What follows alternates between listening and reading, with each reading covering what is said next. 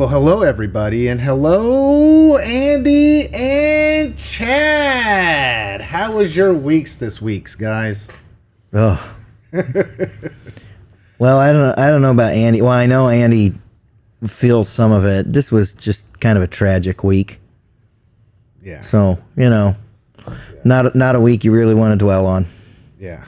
So, tough week. Yeah. Well, and even then, like the young Guzman boy. That was the start of it. Yeah. My son was friends with him. Yeah. So. Yeah, that was the start of it, and then we had the Lakey family get some bad upended news too. Again. Yeah. And then for those of us who have been around a while, Don Cameron was a former basketball coach, and he was involved in a traffic accident. His wife, Susan, who was an elementary school teacher for a number of years here in town, passed away as a result. So we had all that, and it was just one of those weeks, Tough times. You get those once in a while. Yeah. Andy? How about you, Andy? It was a tough week. It's hard to lose people and to see your friends and family and people that you care about and love hurting when there's a loss, especially younger people. It's always hurts when you lose people, but younger people, it's just that really bothers me. And but it's, tell you what, inspiring to see. I got to see your son at the funeral. Yeah. I don't even know if he recognized me because he was in a zone himself. And there was standing room only all the way throughout the back. And the amount of people that were able to come and pay their respects to Ossie was pretty amazing to see all his friends and family and loved ones. Mm-hmm. Some traveled a pretty decent distance to be there to celebrate his life. But never take for granted the people that you're touching and that care about you, and also those people that inspire us. Make sure you tell them those things and see things in people that, learn to look at the good in people. Yeah. And then try to tell them what you see that's authentic. You don't have to be fake about it, but really try to look for gifts that people have and call those gifts out. And, when you see tragedy and people saying stuff about people that were quiet, that maybe needed to hear that more often when they were walking around all the rest of us. Yeah. We'll never get a chance to do that for them now. Yeah. And so we got to think about that. Life is fragile.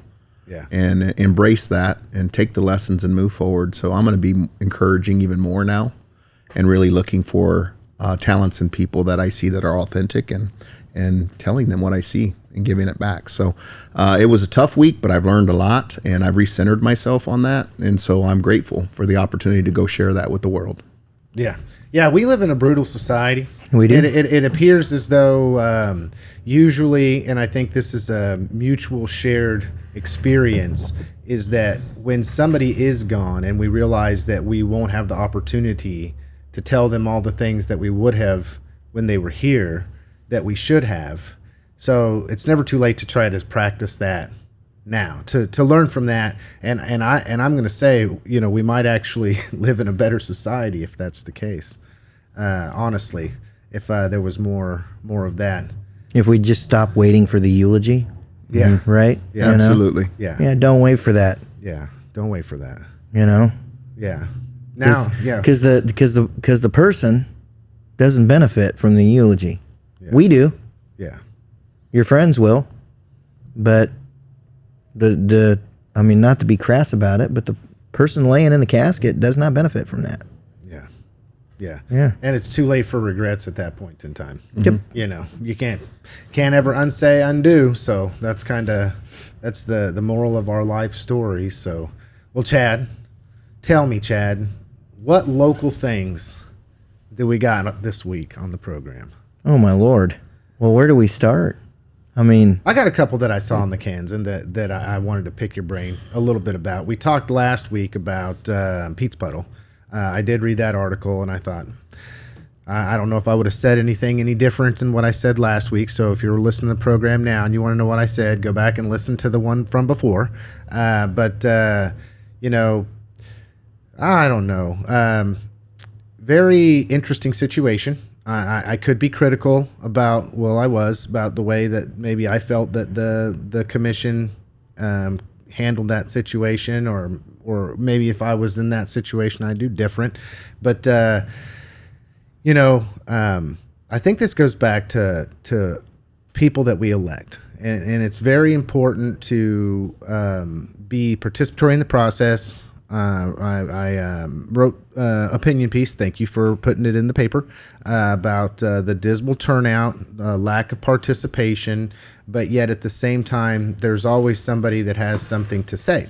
So when we talk about that, I don't know if one's coming or one's going, but the only thing so far that I've seen come up as far as any kind of forum or anything that is scheduled or planned is the forum between candidate Amy Perkins and candidate Mike Lamas. Yep, and that's going to be out at the American Legion, right? Yeah. And so that's coming up on, let's see here, would be September 17th at 6:30 p.m. for the meet and greet, and then it obviously starts at 7. So people mark the date, be there, you know. I mean, I hate to say pack the house, but if you really want to get to know who these people are, then take the time to go in and listen to what they have to say. It's not too much. Or I'm sure you'll be covering it, Chad. Well, I haven't decided if I'll cover the forum yet or not, to be really honest with you. It's just whether or not it's going to fit into the really nutty schedule that I have to keep.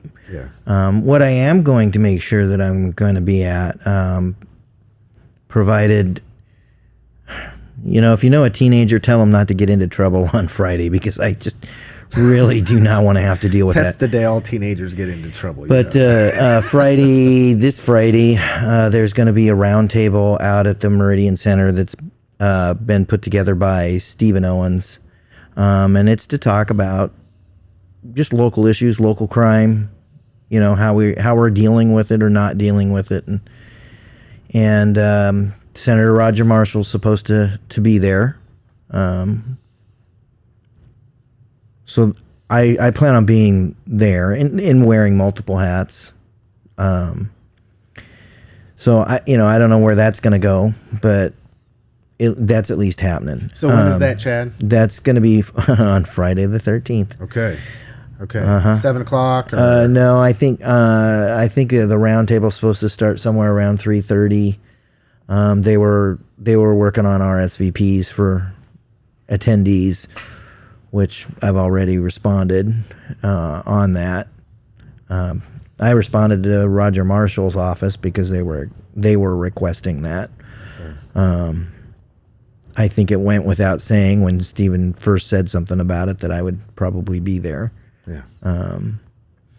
So, yeah, and as far as, you know, forums for what's interesting to me is that that's the only forum that we really know about right now. Yeah.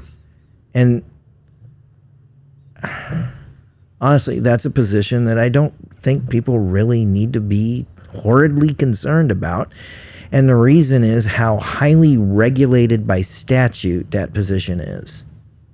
Yeah, you're not necessarily setting policy, are you? Yeah, no, the clerk is, or sorry, that 20 years I've done that wrong. The treasurer is not setting any policies. And you know, so much of what they do is just flat out regulated by the state, by state statutes. They do not set policies. You know, and so it's kind of like you look at that and go, and straight up, I mean, here's a statement. I have never figured out why that position is such a bloody war. Because politics are war, Chad. It's just, you sit there and you go, it's I mean, every step of the way, they face statutory regulation. Yeah. Well, and I'll say this, okay, Andy, just to kick something over to you. Most people wouldn't think that school board would be such a highly politicized position. They try to do it in a nonpartisan way. You're not declaring a party necessarily when it comes to running for that office. So in your experience, having done this and being a sitting school board member, in your opinion, why does a position like that become so highly politicized? That's a really good question. So I'm going to shoot you down the middle with my opinion on this one, or at least what I've seen. When you look at, let's just go to the national level, and you were to Google what the unions are doing at the national level in the school districts, it's very politically leaning to the left. If you pay attention, you just Google it, look at the things they're focused on, and is that education? Then you go to the state level, and that spills over into the state and the lobbying that goes on up there and the groups. And when you look at people that are appointed to some of these groups and these subgroups, and you look at how many Democrats and Republicans are on those groups, it is very political. One sheet I looked at, there was probably 50 appointments or people who got moved into positions, and there were 2 R's on that list. When you look at people that go to national conventions for education, and you look at what happens there and who's speaking there and who's invited to the table, it's a very heavy left-leaning agenda most of the time. And unfortunately, I feel like that's bled into our local level, which on the ground floor, I believe 90% of our people, our staff and our teachers are there loving, serving the kids. But I think there's a bigger percentage than we would like to think that do have political agendas, or maybe don't even realize that systems that they've come through have kind of taught them to think a certain way and how to promote education through a lens that has a little bit of that political leaning in it. Yeah. And this has been, a 30, 40, 50 year transition. So this is not something that's happened overnight, but I think it's gotten so wild that people are just concerned.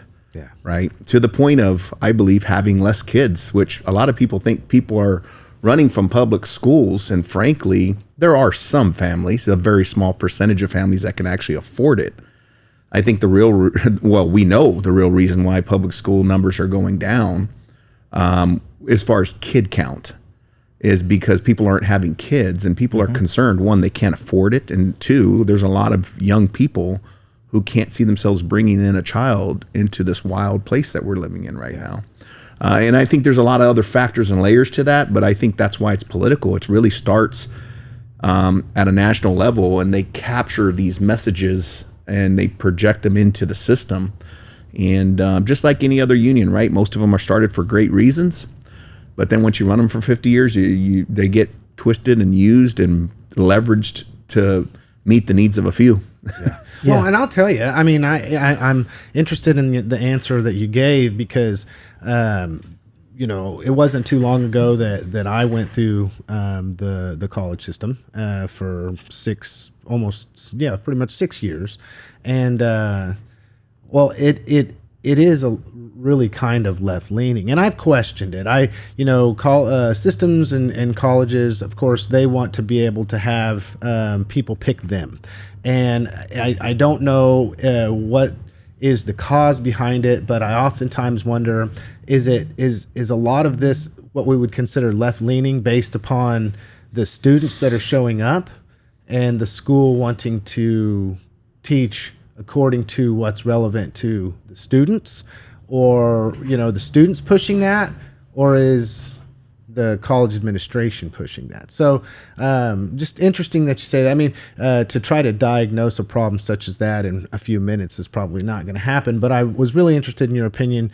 I will say this, I would agree with the fact that after teaching college courses to predominantly freshman and sophomore students at a college level, is that, most of the subject matter which is presented does seem to be left-leaning. And so they're not getting indoctrinated into the college and then graduating college with this idea of life or this worldview. They're coming into college with this worldview. But Chad, there was something that happened recently here in town. I know most people are hearing about it. They're probably gonna see something in the paper about it. But I guess there was a couple youth here locally that got into some trouble because they decided on a harebrained idea, obviously, that not thinking long-term consequences here, to start a couple, well, lack of a better word, dumpster fires. They were dumpster fires. They were dumpster fires. And we're not being, what's the word I'm looking for? We're not being flippant Facetious. about it, Yeah. right? Yeah. I mean, that's what they were. Yeah. This is not allegory. This is actual dumpster fires. Yeah. And when that, I guess just tying it all in to what Andy was saying about some people not wanting to maybe raise kids in today's environment. We were talking a little bit before the program about just the difficulty with the things that we're all confronted with because we all have children, right?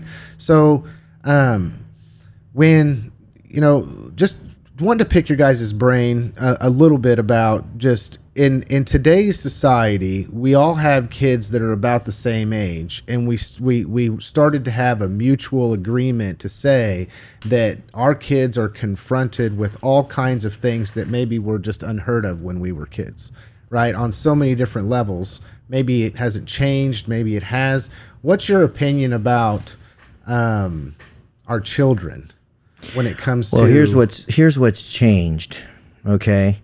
In at least in my lifetime, okay? How we as a community react to these things has changed, okay? I mean, it's pretty disingenuous to think that there were not dumpster fires when I was a kid. Yeah. There were. It's pretty disingenuous to think that when I was a kid nobody raised trouble. Heck, I raised trouble. Okay? But it's how we're reacting that has changed. There was no juvenile intake system when I was a kid. There wasn't. And, the communities that I grew up in, if there was a cop, and that's an if, it would have been left to the sheriff to deal with otherwise. And most of the time, they didn't really care what the kids were doing. They just didn't. And you know what? There's some communities around here. They just don't care. They just don't care. They don't deal with it. I mean, they just don't. And that's a problem. Yeah, and Andy... go ahead. And so now what we got is a situation where, a couple kids, teenagers, out at 2:30 in the morning when they shouldn't have been out. I mean, straight up, nothing good. For kids, nothing good happens after midnight. I mean, it just doesn't. So here they are, they're out, and they're raising trouble. And what they did was they actually set 3 fires. Okay? One in a dumpster at the Rec Commission building, one on a picnic table next to the Rec Commission building, and one in the BNSF rail yard across the street in a dumpster. Okay, so 3 fires, 2 dumpster fires. And it could have been funny, to be honest. A dumpster fire could be funny. To a kid. Well, yeah. Or just somebody that likes fires, I guess, But the unfortunate circumstance for these young men is that said dumpster fire caused some melting of some pretty serious transmission line wires into the Rec Commission building, and that started some arcing, and that started some bad things with the transformer. And all of a sudden, we've got somewhere around $10,000 to $12,000 worth of damage to the building. Yeah. And that's the estimate at this time. They haven't actually powered everything up because we're talking about a transformer going down, and we're talking about electrical shorts. There could be damage all through that building. Computers, treadmills, any electrical thing in that Plugged in building during the time. Yeah. You know, there's 22 security cameras on that building. Yeah. I mean, think about that. That's how these guys got caught. There's 22 security cameras on the building. And every one of those could have been, in one way or another, affected by what it has. Is basically what we're doing is we're artificially creating a thunderstorm. Yeah. In that building. Yeah. But then you think about it, it's like, okay, just a quick question here before I, ask Andy a more of a pointed question when it comes to this. Just knowing your background and where you came up from is different than where a lot of us have, let's say. But you're talking about how many cameras there are. I guess it poses the question, did you not think that you were going to get caught? No, they did not. But see, this goes back to juvenile thinking. And I know a lot more about this than I can say publicly. Yeah. But no, they did not think they were going to get caught. Yeah. Yeah. Andy, okay, so we're talking small town stuff, okay? Obviously, I mean, we're talking dumpster fires, and we were, covering youth and just how that factors into choices that are made, and we could even go further into environment. And I know that you came from knowing you personally, you came from a different area that was more impoverished.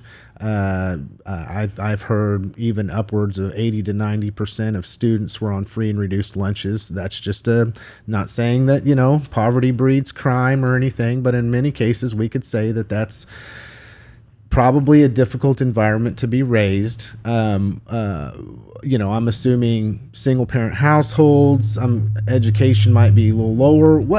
Just kind of throw that in. Is that just what we're talking about, small potatoes, or does it strike to a deeper level? That's a really good question. In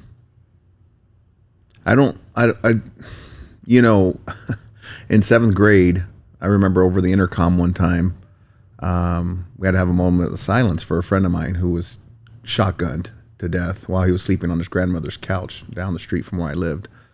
And so when you see these kinds of acts of violence, and it is a very different world. So I couldn't even connect to it, but I think consequences are consequences. A dumpster fire that turned into kids out trying to fill gaps and being bad and being anxious and probably overly tired and not realizing they were being very childish probably at this point at whatever time of the night this happened.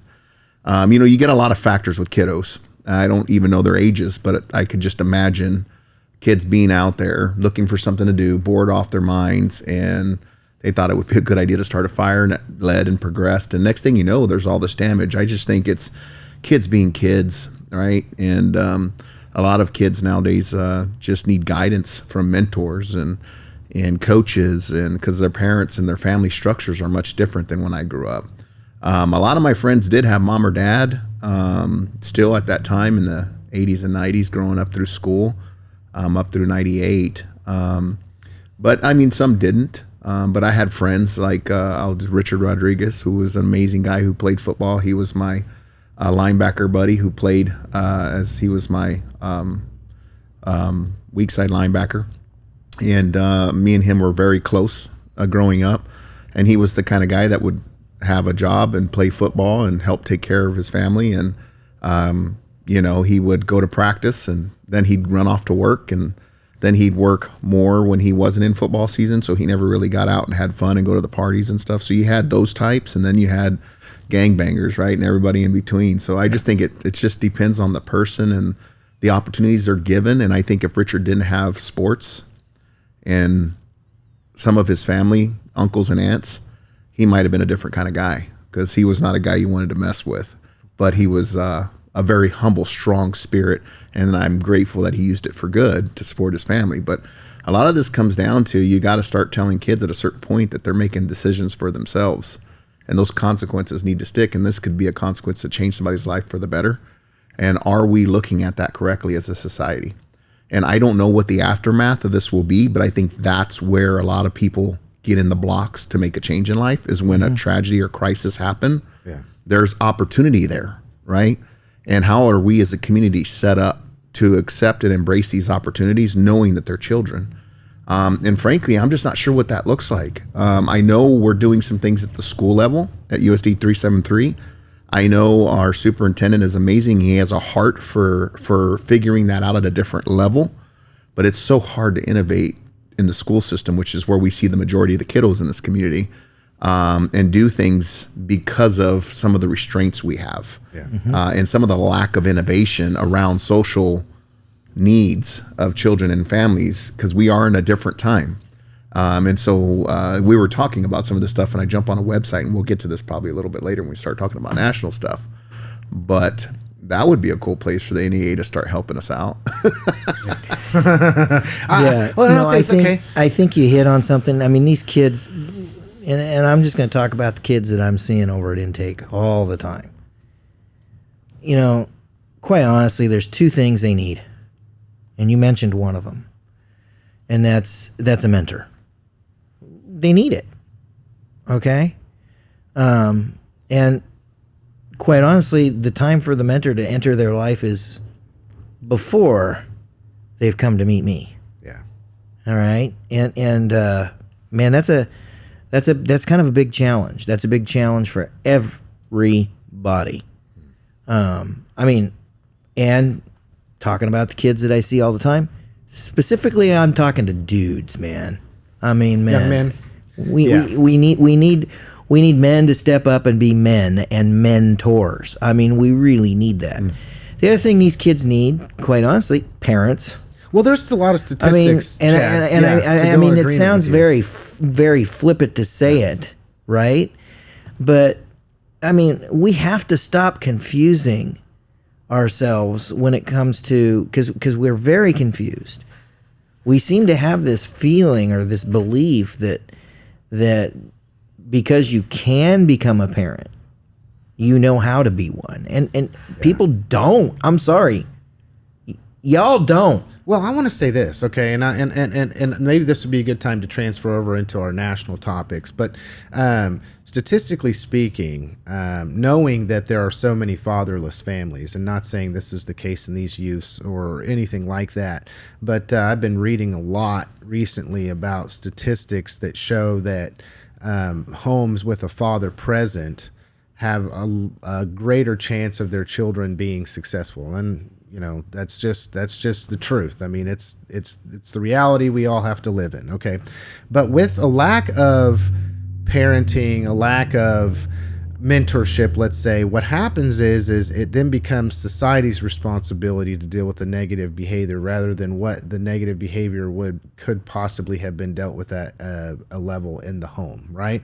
And so it's like for instance, a lot of people, and here's some examples. A lot of people think, well, I'm not going to educate my child. That's the school's responsibility. No, it's not. Okay. Or knowing, Not with what we're talking about. Yes, but this travels over. It's okay. So I know I'm going to get into a sticky one here, but when we talk about children's actions being a reflection of parenting.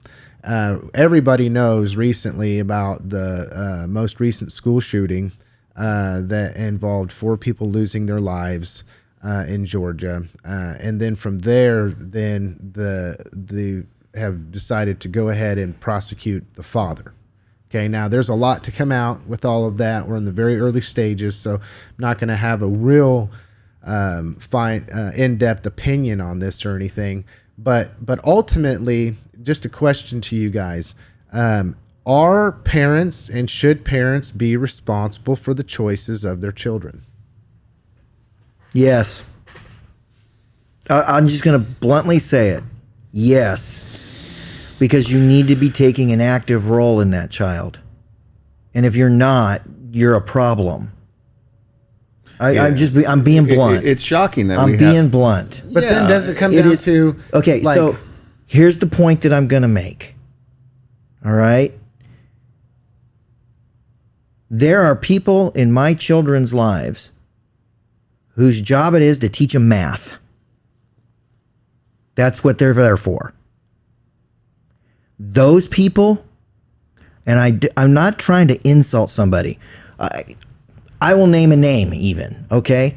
I love Monty Graber at Chisholm Middle School. He is an incredibly amazing human being. Somehow, like super shirt tail, somehow I'm actually related to the dude.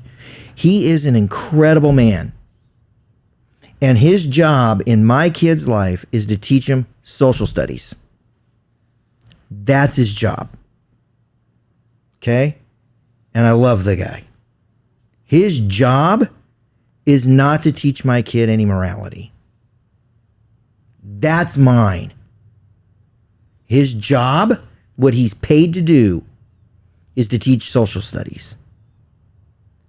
The reason I say that is we consistently look to schools to solve our social problems. Yeah, because that is not school, their yeah. job. Yeah. So ask that question one more time. When it comes down to are or should parents be responsible for the actions of their children? So the fact that that question is pretty straight up, the fact that you have to ask that question is wild in my mind and in my world. That's where we're at. That should be a clue to many people out there. Yeah. The fact that we have to ask the question, and it's a real live debate in society today, is just mind-blowing to me. But I almost go back to the fact that now remember, okay, and we're going to get into some weeds here. Do it. But if my child, let's just say I'm like, and this is not the case, but let's just say I look at my child at 5 or 6 years old, and I'm like, man, no matter what I've tried to do, they're turning into a spoiled little brat. You know, they do whatever they want to do. Okay, so now here's this, right?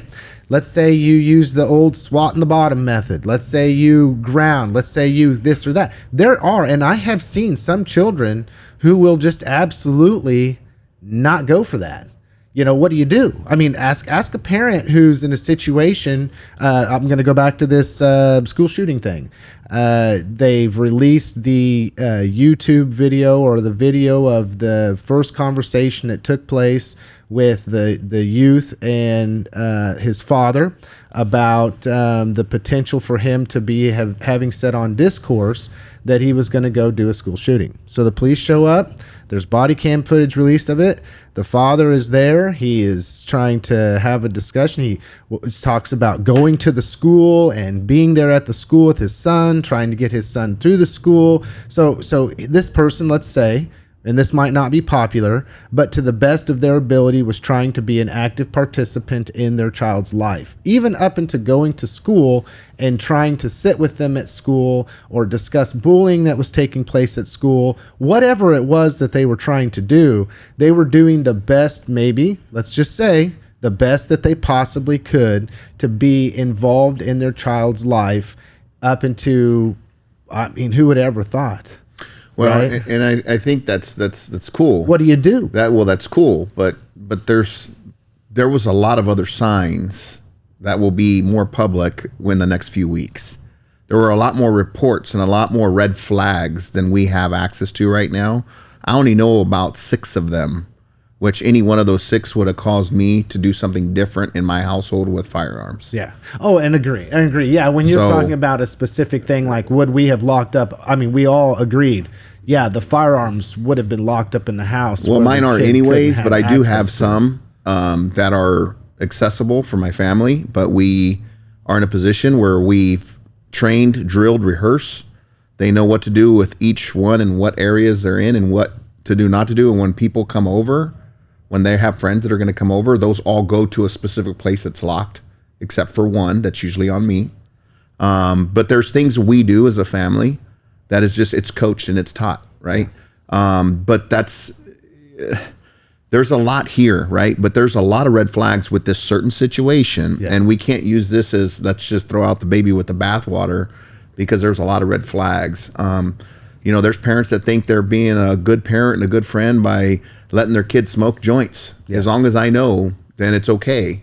And the kids smoking dope, and they just think that's going to be okay, and that's a phase they're going to go through. I know parents that have smoked with their kids because they think, well, I'm just going to be their buddy. And there's a time and a place for everything. Yeah. And the fact that we're just so raw and watered down, me included, as a parent today with today's day and age and the culture that we've built, where we're trying to push responsibility off on entities like we're talking about, where entities are almost forced to have to do something because the behaviors are out of control. Yeah. And we have people that are ill-equipped and sick that are having kids that don't know what to do.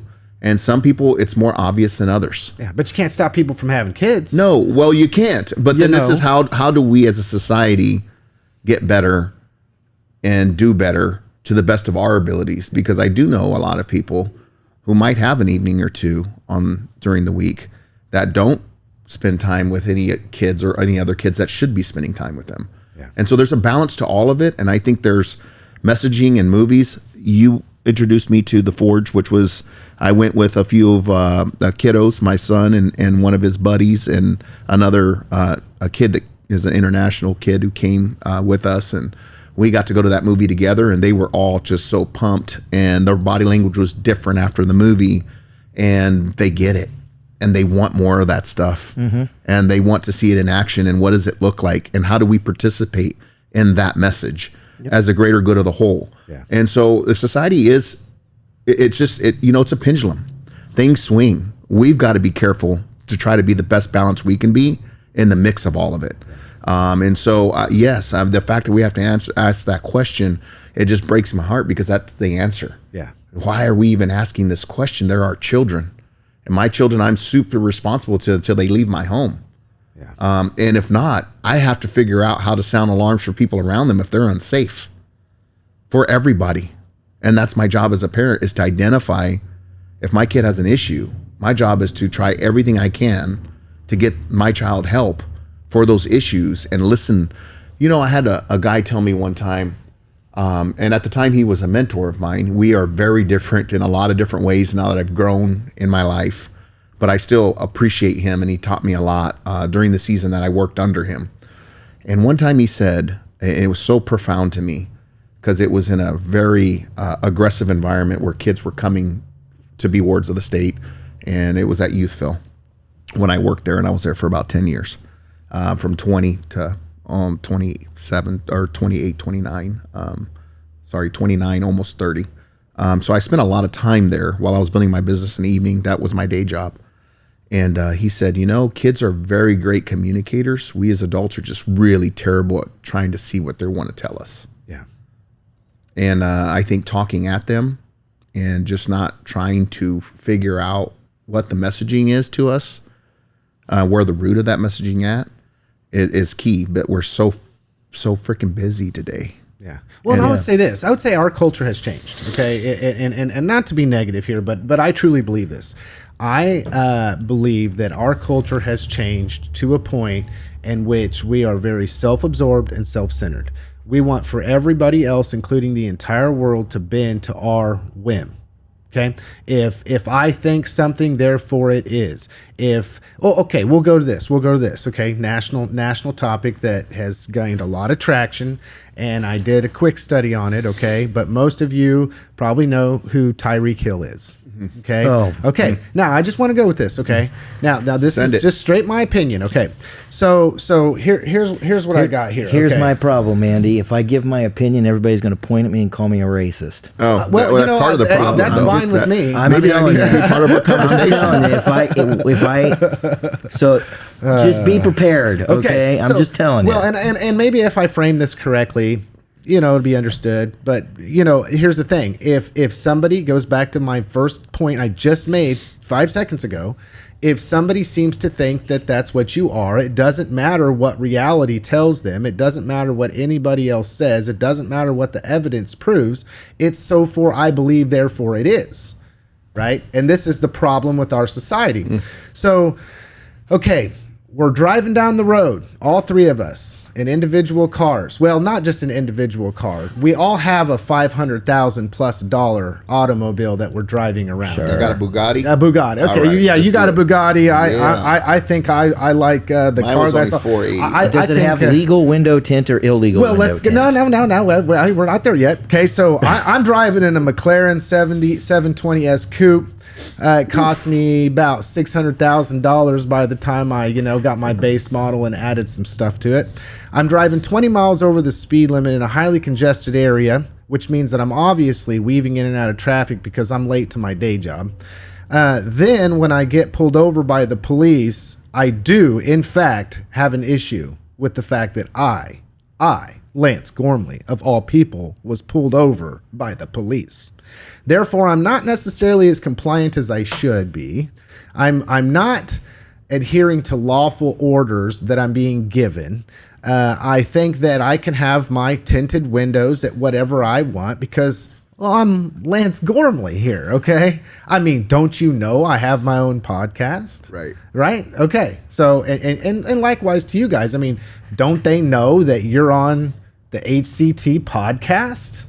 Okay. Don't you know that Andy is a school board member? Don't you know that Chad is the managing editor of the Kansan? Okay, I'm just grouping this in here, framing this correctly. And then tell them that, they better stop knocking on my window. And I'm not going to roll my window down if I so choose to not roll my window down. And then when they ask me to step out of the car, I'm not necessarily going to step out of the car. I'm going to continue to argue with you. And then when I get put down on my face and get handcuffed for it, that in and of itself, they must have done it because I was white. Oh, by the way, you forgot something. Oh, what? Officers told you every step of the way what was going to happen to you. Yeah. Well, just give me my ticket. Just write me my ticket and I'll be on my way. And there's a reality here that it's not just the way that society doesn't work the way that you want it to work. If you want them to just write you the ticket, then do what they say and get on your way. Just do what they're asking you to do. I'm gonna throw this straight up. People don't know how to act in society This situation almost happened right here in Newton, Kansas. And in some ways it did happen right here in Newton, Kansas. And I witnessed the whole darn thing. Okay? So, and it happened to a white woman. You don't want to be arrested for obstruction? Tell the officer your name. And don't sit there and say, well, according to, that crap that you read on the BLM website, that don't play. It's the YouTube Sorry, audits, Chad. It's the YouTube audits. Here's First the Amendment, deal. right. Here's the deal. and straight up, most people don't see it this way, but Tyreek Hill committed a crime. Oh, he is being investigated. You need to comply. The crime was speeding. It's not a big deal, but it's a crime. Yeah. All right? Lawful stop. Followed by when lawful an officer order. is investigating a crime, he has every right to ask you things like what your name is for your identification and to roll your freaking window down. And by the way, and people are going to get really peeved at me for this one. Your illegally tinted windows, which the officers can't see through. That officer, putting everybody at risk. Yes, that officer does not know what you are doing in that car. Okay? That officer might, if this is happening in Newton, Kansas, that officer might even know Andy. Okay? Might know him. And might know who he is. That officer doesn't know whether or not Andy's got his gun in his belt. And is peeved off today and maybe having mental health problems or whatever the case may be. 100%. So bottom line, I mean, I get it. Everybody wants to make this what they're wanting to do is make it a black-white issue. Yeah, and it's election time. Yes. It's election and by time. the way, It wasn't a white cop. again, people are going to call me a racist screwball, but can we listen to the video? Oh, yeah. No, we're going to make our conclusions. We're going to draw our conclusions long Because before there's any body cam footage released. And I will say this. Listen to the and listen to the officer. Yeah. And listen just to him watch it. speak. And then, okay, on top of it all right, and I quote, "If I wasn't Tyreek Hill, Lord knows," he told NBC Nightly News in the interview that aired on Monday, "I probably would have been like, worst case scenario, I would have been shot or would have been locked up and put behind bars for a simple speeding ticket. Here's how. Let me give you my 2 cents and we'll move on. Because this will be gone in a week. It'll be gone. No, this one will be. But we're going to see about 10 or 15 of these come up because the country's racist. Yep. And it's right on this little crunch before November that's coming through. I mean, it's just how these things work. It's the cycles. It's a lot less than the years before for some reason. But you could even see it in the debate last night where they went for that jugular vein of the racist card. And then you pull all the rest of the context around all that stuff and you realize it's a stretch. But at the end of the day, I think it's privilege. Yeah. I'm going to say that there's been times when I've been pulled over and in a small community, people, and hey, how you doing? Oh, I'm doing good. How are you? And sometimes you're given a little bit of favor. And unfortunately, some people buy into that to the level of unhealthy. Yeah. And when you're that high on the totem pole in society where you're getting paid ridiculous amounts of money for performing, and you've got, backstage passes everywhere you go to everything you want to do. And every restaurant is free food because you're there. And you are celebrated. And then all of a sudden somebody calls you to task. That privilege that you are using is sometimes unhealthy. And people need to step back and humble themselves and realize that there's a lot of regular, normal people that may be scared that didn't know it was him at first. And were worried about getting shot in the car. And there are some stigmas out there about black guys in fancy cars being drug dealers. And so there's a lot of quick-witted initial reactions that cause bad situations to happen. Yeah. Make it easy for people to go home safe. Well, make it to where officers can do their job. I will say this as we move on, okay, is I have to quote again, obviously. Hill complained about knee pain several times and repeatedly asked if he could stand, citing tendonitis. He's not going to be able to play because that explicitive, my knee up, like he really tackled me on my knee on this damn cement, bruh, Hill said. He went on to catch 7 passes for 130 yards and a touchdown in the Dolphins' win for 2017 over the Jacksonville Jaguars. So I would just like to say it's a good thing that athlete wasn't injured because they were able to go on and play the game. But speaking of everything else that we're talking about, leading into what Andy was talking about, did you watch the debate last night? I did. I did. I watched 4 minutes. I saw 90% of it. Well, you can go back and catch the recaps. I was a bit busy working Chad. my real job, so I didn't bother with it. Okay, yeah, you got. Yeah, okay, so don't worry about it. If you didn't watch it, you can go to whatever news source that will give your leaning opinion on it, and just go to that. Yes, and they'll tell you, and they'll placate you, and push into that. Here's what I'll say about it. I did not watch the debate. But I've read the reactions this morning. Yeah. And I could have sat down and written it up, but I predicted them all. I mean, there was nothing there that, I just kind of read through that and I was like, yep. Oh, Megyn Kelly said that. Yeah, that's on brand.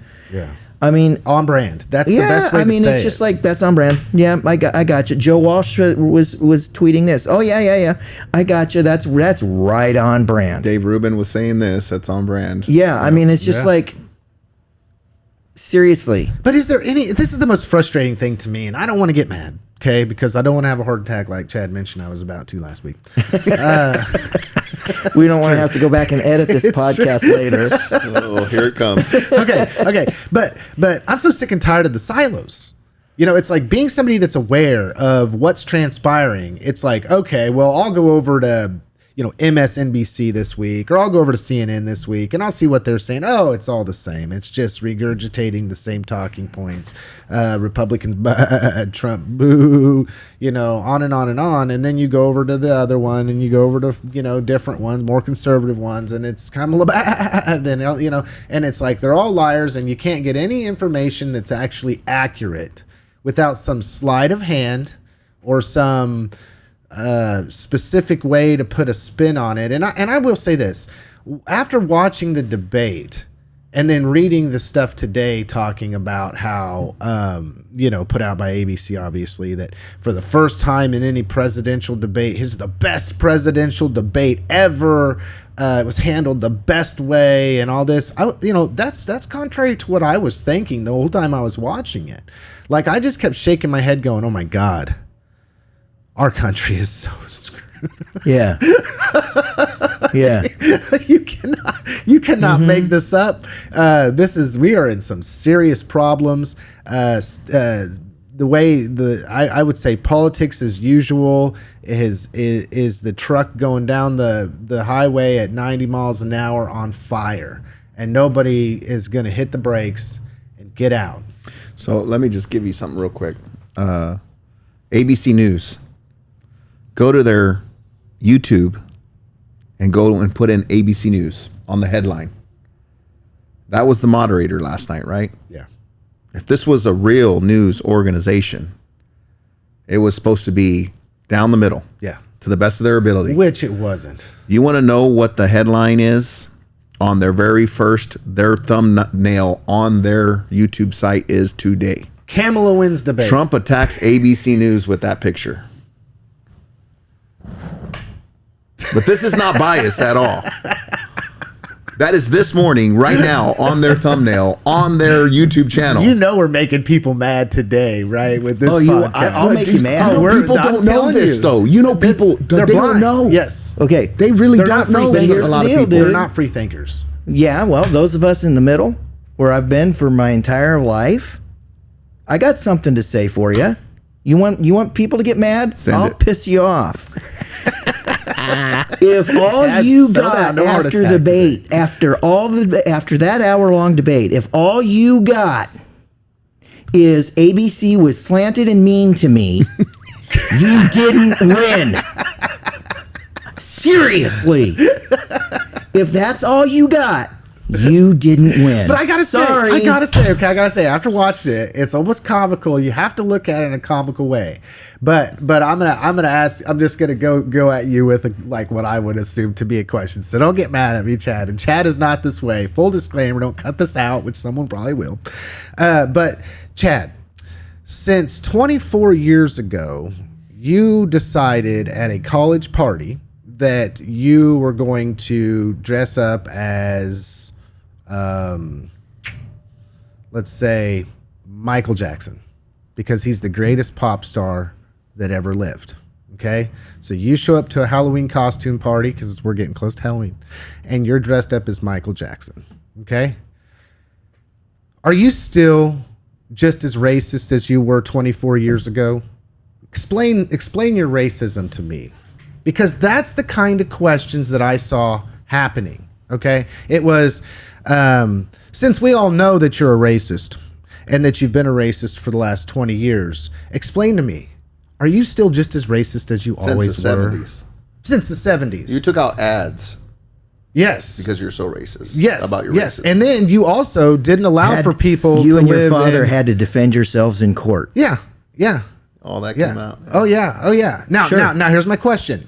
Is it honestly, after having him being a sitting US president, to then gear questions in a way, and see, it was the way they asked it. It wasn't that, hey, we're bringing this up. It was, since we all know you're racist, could you When you please see it- explain to me why you're still racist? When you see it, you probably won't freak out because he should have known. Yeah. Because will she do There's one only with one Fox? debate. Because Fox is just as bad. No, Be there's straight, no- because yes. that's going to piss some people Yes. off that I know. Yes. But the Yes. truth is they're the same talking head for the other side of they're the aisle. ridiculous. That's So correct. so we get this. So Yeah. we're being straight here, straight shooters.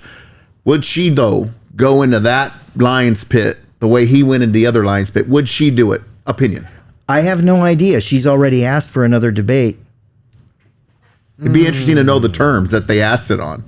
She just said, I want to do another one. That's it. That's all the statement. You know what his statement was? No.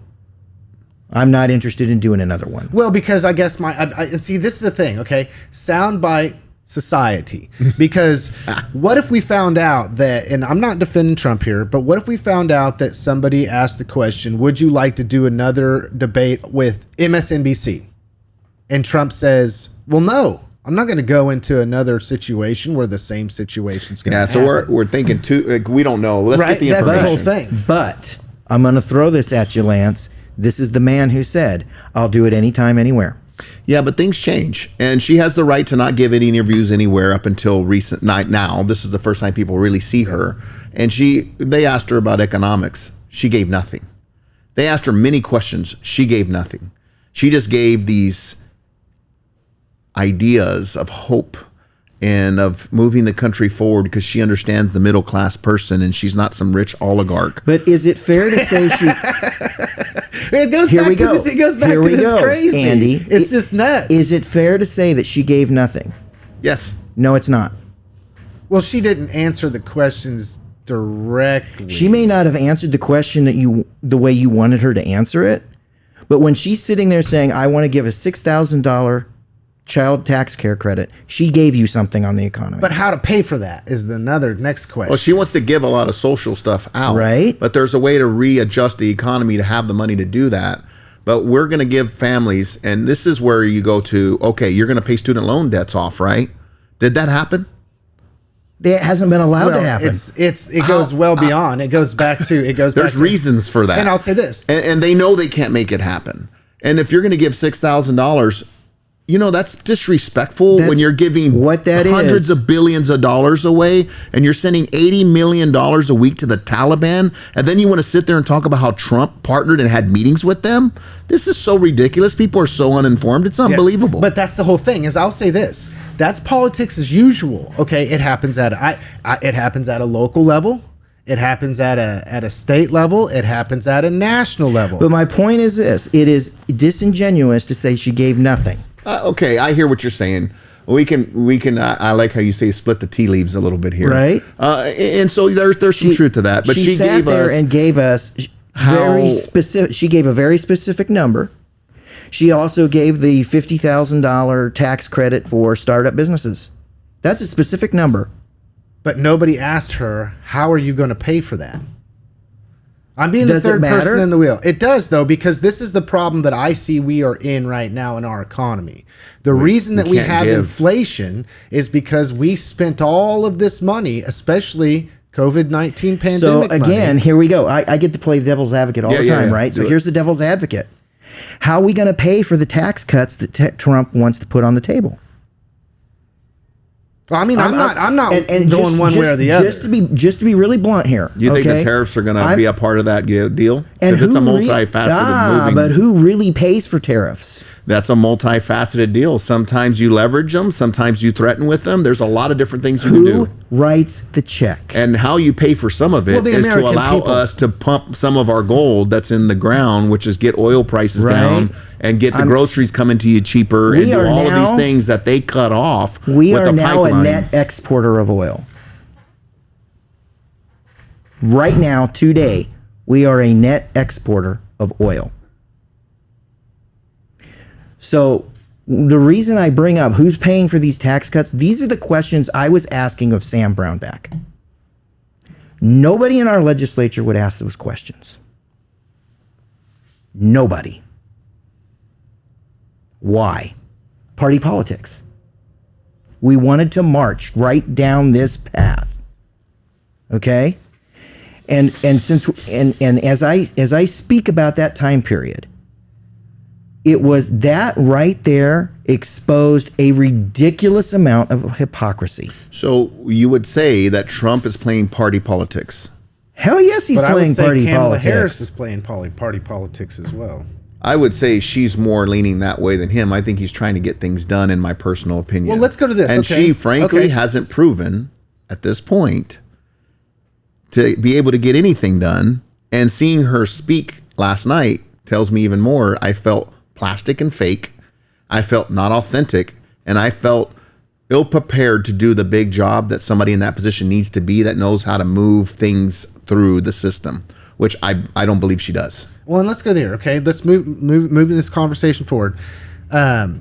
the thing that kept going in my mind last night, and what I've seen, I don't know, it seems like a reoccurring thing, is how often both parties revert to identity politics to be able to push their message forward. I said it before the debate. I said, I hope that I get to see something that is not one of them placating their base and the other one's placating their base. And the whole point when everybody walks away is if you were a Trump supporter, you were still a Trump supporter. If you were a Kamala supporter, you're still a Kamala supporter. And that's exactly what you got. Right. And but this that's is politics as usual. And like I said, this goes full circle back to the local issues. Okay. It's the fact that politicians most often will say whatever they feel at the time is going to resonate with people to get those people out to vote.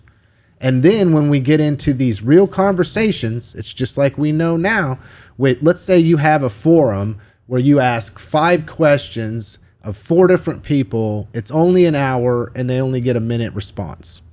How much can you actually learn from this candidate in an hour? I mean, in a minute. And then not only that, but so they get 15 minutes of this hour, and that's going to be enough information for you to be able to walk away. Last night, I mean, it's ridiculous. Last night, you got 28 and a half minutes of Donald Trump. You got 22 and a half minutes of Kamala Harris. Mm-hmm. That's what you got. So last night I was hoping and then that the rest of the it's just shift from what they Kennedy are. and the sacrifice that he made, and this is the way I look at it, try to do what he thinks is right, would bring different eyeballs in with a different curious mindset because of that move. And I was hoping that Trump would take advantage of that in a way to speak to those people that didn't want to vote for him, but would think about it because of Kennedy's move. And I don't think he reached any of them. I think she did a lot better than I expected her to.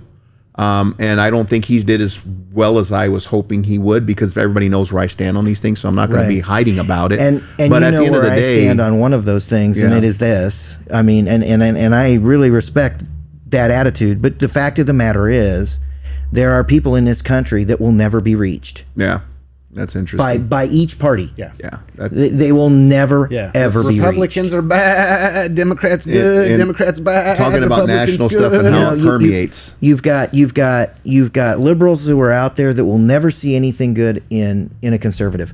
Period. Yeah. And you've got a ridiculous number of conservatives who what it's really all about is go getting the libtards. So this may get this podcast.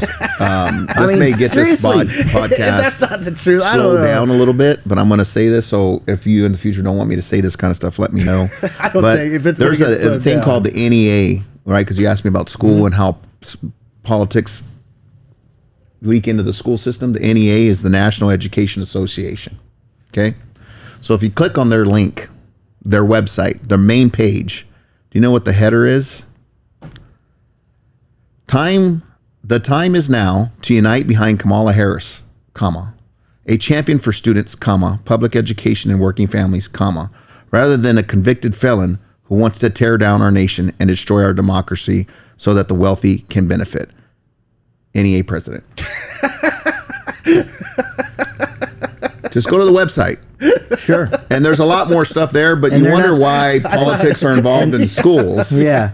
And they're not the only union who has come out with that. And this is the stuff that you deal with, right? When you wonder, how does this get to our local chair in our local systems? And then we deal with so much energy that's outside of loving and mentoring our babies for each other, for the people to the left and the right of us. Yeah. We get distracted by these things. So I'm going to ask a question. Oh, people are angry. I'm going to ask a question. Yeah. All right. Shoot.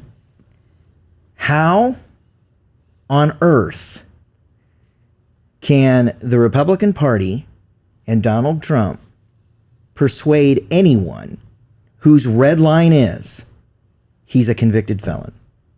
There is no getting around the fact that that's what he is. Well, and if let's go here. Okay, There's some layers there. Bro. How? It is what it is. Yeah. How? Yeah. Well, and see, this is the whole thing. This is what happens with our political system, is that it's happened to me. I mean, This is where it gets dangerous, though. it's happened to straight me. up. Yeah. I'm leaving January 6th off the table. I've got really strong opinions on that. We should do that one of these days. But Just a Right? side thank you step, for it's inviting me. January I know 6th. we've got to. Yeah, But we're getting close. how do they get past that? If that's the red line, how do you get past that? Well, most people, the truth is, aren't going to do the homework to understand how all that transpired. So there will be a 5% or 3% amount of voters that won't vote for him because of that. I would say And so, much more. I would would think say, so. I would say Yeah. this. I would say. I think a I lot do. of people are going to vote for him because they see what's happening with that. And the Okay. numbers on the stats after that came out show that. And I'll say this, and I'll go here. I will say once again, and I'll take this line, and we do have to wrap up for this week. So I'm sure there's so much more conversation that could be happening, and hopefully people that are listening to the program are using their critical thinking skills. Ask their- questions down low. Yeah, ask questions. Ask questions. Ask Or us to beat us up clarify. a little bit or cheer us on a little bit. Because what we're doing is we're having the conversations that need to be had between people that have different perspectives and different opinions, different walks of life. And this is something that's lacking, okay? And not only that, but, utilize your active listening skills, which means hear what's being said, remove your own bias, understand that somebody doesn't think the way you think or believe the way that you believe, but it's okay. It really is okay for them to believe and think the way that they want to believe and think. Unless you're Chad. Well, only Chad, but Yeah, I'm not allowed to believe and think anything. that's not true. I hope I'm nobody supposed- got this. I'm supposed to. And see, here's the deal, right? Because, Yeah. I listened to the roasting of ABC today. I'm supposed to not have any opinions. As a journalist, You're not supposed to be ABC. nah. You're not They're supposed not to be supposed biased. to have any That's opinions right. either. That's right. I know. That's what I'm saying. You're not supposed to be them, so you got to be who you really are. Which Right? is, I got to shoot this down the middle. Seriously, man. Yeah. That's the standard that people put upon me. Yeah. And it's a standard that I often fail to live to because I do have opinions. I'm a human being and I have an opinion. Every one of those moderators are human beings. They have opinions. We live a life where we're supposed to be demonized for that. Or how about this? I'm not going to see what you're referencing is being a recipient of that. And we've all been recipients of being demonized because of our opinion, which takes me back to this understanding that we've got to get past this point in which if my neighbor does not agree with me, doesn't support the same candidate as I do, doesn't think the way that I think, that we're still neighbors. And that brings me to this, and we're going to close with this because I want the last word to be where you guys were at on a specific day. It's September 11th, okay? Maybe even for some of you that are listening, an event took place on American soil, which is the worst terrorist attack that ever took place. Thousands of people lost their lives. It led us into a war for 20 years, however you think about that, whether that was the right, wrong, or indifferent thing. We still, all of us together, had a mutual shared experience. And just for today, September 11th, I want to take the time to remember all those that lost their lives. I know that anybody that was alive that day during that time can remember what they were doing at that very moment. And so, Chad, what were you doing when the planes hit the towers? I was interviewing the then director of Harvey County United Way at my desk at 121 West 6th Street. My desk was about 15 feet from the front door. She asked me, I heard something, can you check on it? And I opened up the Associated Press Newswire and read the initial report. We then brought a TV into the newsroom, which we never did, ever, and started watching. And from there, I went to the break room, and I got down on my knees, and I started praying for my dear friend Crystal, who was an American Airlines flight attendant at that time. My number one concern was the safety of my then best friend. So there you go. That's September 11th for me. Andy? Ooh.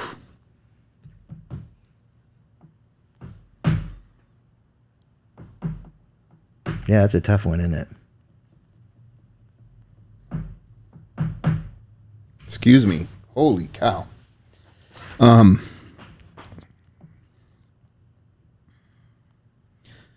I went into work. There were some coworkers standing by the TV. I was like, that's different. The heck is this? At the time, I was in my very early 20s, and I would go to work and go to school and go to work and go to school and go to the bar and go to work, go to school, go to the bar, go to work, go to school, go to work, go to school. And this was one of those days when you walk in and getting ready to start a day, and it was shortly after the second plane hit. And they said, make sure Alex is coming back. Alex Carball, who worked and was taking kids to the fair that day. And made sure he turned around and was on the way back. And I was like, what the heck is that? What's going on? And they said, we're at war. And I said, nobody's that stupid to mess with us like that. Very cocky and confident about that. And here we are, after the GWA era and all the stuff. Mm-hmm. So that was tough. So love this country very much. Very proud of, and sad in some ways because of how this has all been manipulated over the years for the purposes that the industrial complex has created it to be, the war monster that's out there that we have funded for so long, and all the soldiers and the men and women that we've sent out there, and the sacrifices that they've made up to this point. We have a lot of people that have been through a lot, and so I would love to get to a place where we can figure this out and take care of each other, and still serve the world in the capacity that we can. But yeah, September 11th was a very interesting time for me as a person, struggling whether I should have or should have not went down to enlist like some of my friends did to go fight for this country. I hope we figure this out because we have not treated it right. So, Well, and for myself, I was working third shift at the time, living with my best friend who's now passed on, same age as me. And he comes and he wakes me up and he says, man, somebody just flew a plane or a missile or something into one of the Twin Towers in New York City. And I was like, huh? He says, yeah, you need to come look at this on the news. And I get up and I walk into the front room and I'm looking at the TV and I watch the second plane hit. And I was like, what is going on? And I remember probably for, I don't know, the first time in my life, maybe the last time in my life, where I was just at a complete loss for words. And I just felt the gravity of the situation. Like, how many people just lost their lives because of this? And what are the implications? And the next thing I remember, looking back, which I don't know how much time had passed from when I saw that, it kind of got blurry, but I remember walking outside and for the first time in my life, and probably the last time in my life, looking up at the sky and there being absolutely no planes. Mm-hmm. yeah. So I will today, as I often do on this day, I'll drive by my father's house and salute the flag. He on a vacation went to the Pennsylvania site and acquired a flag that is flown over the site. And this is kind of the day that he makes sure it's on the flagpole. Right on. It's I mean, this country changed in a million different ways that day. Yeah, it's not the same. It'll never be the same. We should all remember that, and never forget that we're neighbors, we're friends, we're all Americans, and we should treat each other as such in the face of all of the attempted division by so many different entities. Well, we'll catch you next week, everybody.